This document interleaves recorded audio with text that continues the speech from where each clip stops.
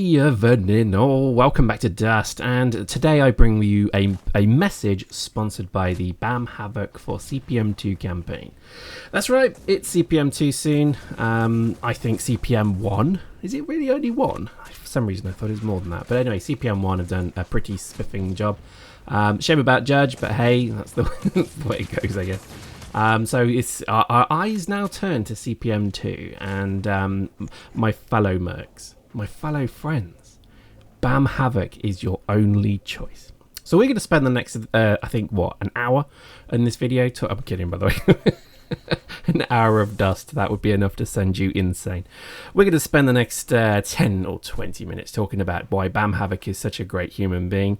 And I think I need to bring to you the reason why he deserves your support when that time comes. So get yourself settled in, some popcorn would be good, nice cup of tea, cheeky bit of cake. All of these things are wonderful things to have. Let's start with the obvious. BAM Havoc is not your mere mortal, he is superhuman. He has played this game for so long now that basically he really doesn't even need to play the game to win. He can just literally put his mind to the thought of winning the match. Done. The match is won. He, much like a shadow in the night, moves amongst us as a kind of shadow in the dark. And he has incredible capability to bring this game wonderful, wonderful places. He is a god amongst men. He is more than just mortal. Anyway, I'm kidding, of course. BAM is going to run. When he does, make sure you vote for him because it would be pretty funny to get BAM in there. Pretty good. He'll do the game a lot of good. He's a lot more chillaxed, which is a terrible mashup of words. I do hate it when people use the word chillaxed because it means obviously chilled and relaxed. And people who do that are just funts. You get it? Funts? Anyway, Charlie Brooker joke, very good joke. Anyway, I think to be honest, CPM2, flippin' heck, what a concept, is going to be an interesting time for all, because who knows where the hell this game's going. It's also going in a very kind of slow way. They've done a lot of development, a lot of good stuff, but the kind of big decisions are still outstanding. They're still, I think, some time away. So things like, for example, is it going to go to PS4 or PC? I mean, it does look like it's going to PC still. I think there's obviously no mandate to do such, but that will be obviously what the future holds for CCP is really what are they going to do with the game. I think they've moved away very, very clearly from trying to make console games. That is evident. I think it was a nice pipe dream while it lasted. This illusion that maybe they could dominate the console market was not so much an impossibility. They probably could have, but do they have the spare millions of dollars to do the campaigns that really you've got to do? Probably not. Well, certainly not. And I think, did they have the real kind of mandate, again, to use the word, to do that? And I think probably not. So tricky really, but there's so many good things going on at the moment in the game, and I've got to admit it's hard. I get frustrated at the bugs and the kind of issues, but I think when you look at it, player trading is obviously a wonderful thing because people are running officer fits now relatively regularly, which is very frustrating admittedly, but also really fun to see. I actually have got so much officer gear that I probably should just sit down and create a fit or two. Now, I did create a jump fit with the Kubos, is it? Plasma Cannon, stupid name, and the Solar Flaylock, which again, stupid name, stupid person. Whoever called it that, and whoever called both those guns that, are stupid. And yes, I'm jealous because I didn't get to name them. But I have a life, so I couldn't sit around for 24 hours and play the game to get the most kills. But anyway, thanks CCP. All of this free marketing that we do for you here at SquadB, that's fine. Seriously, name it after somebody who could stay awake for a day. Not bitter, well, all right, maybe a little, but anyway, the officer gear is fun. It's really nice, and I think it's pretty scary when you get a group of already pretty good players coming at you with a god amount of officer gear. That is probably one of the more terrifying moments of the game. I like to call it liquid fear.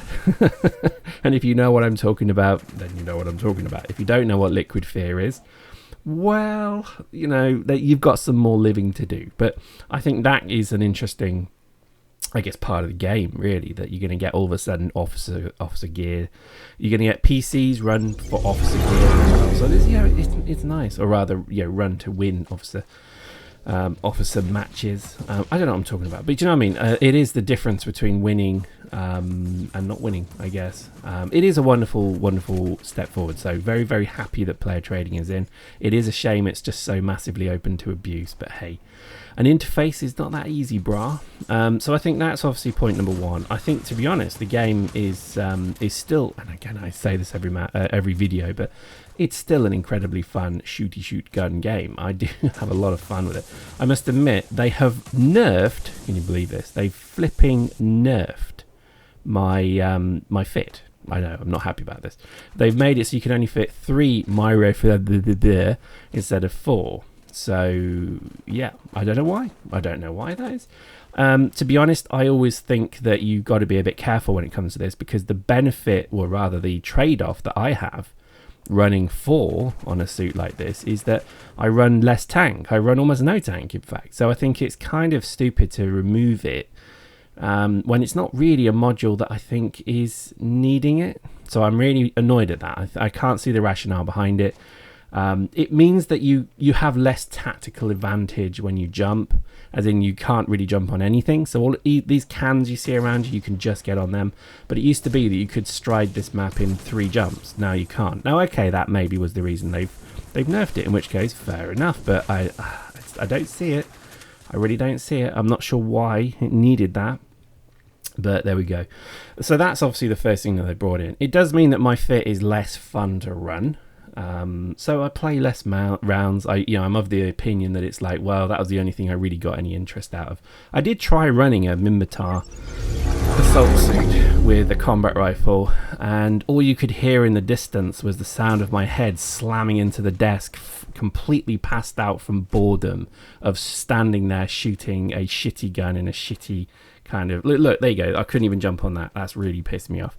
But it was so boring. It was like the most boring game of anything you can imagine. Maybe this is the thing. I just love rocket jump. And to me, things like Quake are funny because that's kind of the FU and the A move. Don't know. I think I'm a bit worried that they seem to be really just pandering to, the kind of people who have so little imagination that they just run a Balak suit with a Balak rifle or whatever. I mean, there's got to be more than that. They've got to make it so that you've actually got the more exotic guns being more interesting. And I'll tell you why this is important. I've said this a million times, but I'll say it again, is that the assault rifles will not draw people to this game. What will draw people to this game is exotic weaponry. It's Unreal Tournament. Do you remember the assault rifle in Unreal Tournament? Of course you don't, because you remember the Redeemer, you remember the blade firing gun, you remember all of these fun things. Those were the interesting things of the game, not the assault rifle. So, I really, really, really hope that there is a bit more focus given to exotic guns. It's the future, for flip's sake. So where are all the future guns? You've got, a laser? Okay, the laser's pretty good, but no one uses it really. It's kind of arse when really the only thing people use is bloody aim assist, bloody assault rifle, bloody guns. So I really do hope that that's probably one of the things they do look to make a bit more interesting. Tanks and vehicles and all that are a bit of a muchness at the moment. The tanks are pretty good, I guess, if you're pretty strong. But would I say they're game changing? No, they used to be. I mean, things like dropships used to be pretty, terrifying things. Nowadays, dropships are kind of not, and I'd say tanks used to be pretty easy. They used to be disposable. Now they kind of are and aren't. So it's a weird how you can have such a dichotomy of mixtures of, really weak tanks all of 1 minute versus very strong tanks next, and I think that it's a simple case that people double harden their tanks, so therefore they're becoming vulnerable. I don't like that. I think that is very damaging and game breaking, because it's not that difficult to cycle, shoot, run, cycle, route, shoot, run. It's not, and there needs to be a little bit more than that. So that was just an observation, but I think generally, the future, really, if this game is going to go anywhere and survive, it has to be tied, closely tied to Eve, better than it has been so far. I mean, it's just not. I think Eve really doesn't have even a kind of say in this game. I mean, I know you can do like barge strikes. Not that interesting, if I'm honest. Really not that interesting. I think there's just too much waiting about to get a kill mail. I mean, again, that is actually the working title of EVE Online. Wait about, get a kill mail. That is actually what they should have called it, because there's not a great deal of action in that game. And all these people who say, it was so intense, it was the most incredible capital battle I've ever seen in my life. Well, no, it wasn't really. What it was a lot of assets that you don't want to lose because you spent a lot of time getting it. So that's the worry factor. And then the other bit was watching a load of squares jib about the screen with with a load of lag. And that's the irony of the game, is it's not tense at all. What, you can fight a running battle through the corridor of the Titan, can you? Huh? Can you? No. So I think anybody who says, you know, EVE is an incredibly fast-paced, exciting action game really, really probably jumps over the side of balconies like a twat like me. But there we go. I don't know. I mean, at the end of the day, it's a funny time for Dust. It really could go one way or the other, really. I'm told it's making money again, but that really kind of is just red rag to a flipping bull. No, it's not. It's not making money. So, you know, every project has an initial startup that if your project fails, they write off. They take the hit on, as they did last year in the balance sheet. And now they're then saying, here we're at cash neutral position, so therefore every penny we make from now is profit. Well, no, it's not. It's because you've used an accounting policy, you dick. And that is one of the big kind of red rags to a bull for moi. I don't know. Yeah, at the end of the day, I'm not gonna be negative. If that is the way it is, then that is the way it is. But it does wind me up when they feel the need to kind of just throw statements out there that are just going to intentionally be critiqued and picked at. And that was one for me. Oh yeah, we're making money on this product now. Well, you're not really, are you? You've just written it off. Anyway, so there we go. I don't know where it's going to go. It's still a fun game. I know, again, it's incredible I get to the end of these videos and say, oh, it's a load of crap, but...